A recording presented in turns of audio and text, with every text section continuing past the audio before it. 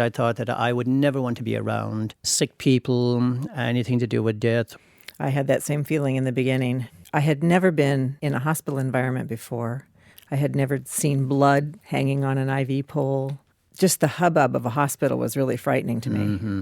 And I can remember thinking, what am I doing here? I remember years ago, one of the nurses asked me to go out and talk to a patient. I said, what am I supposed to talk to them about?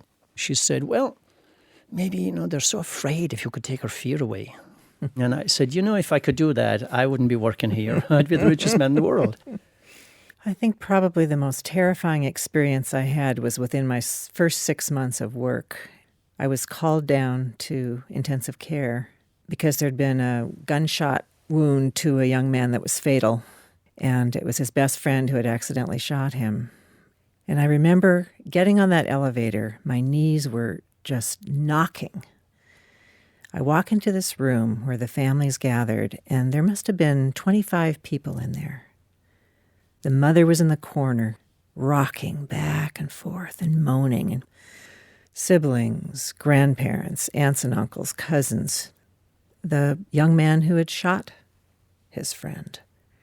And I remember sitting there having absolutely no idea what I had to offer. I must have sat there for a half an hour.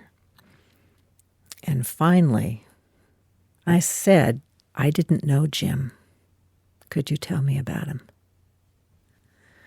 And a whole conversation started around the room of people sharing reminiscences about this young man.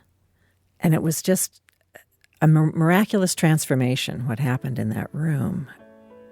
I was okay. They were okay. They would be okay.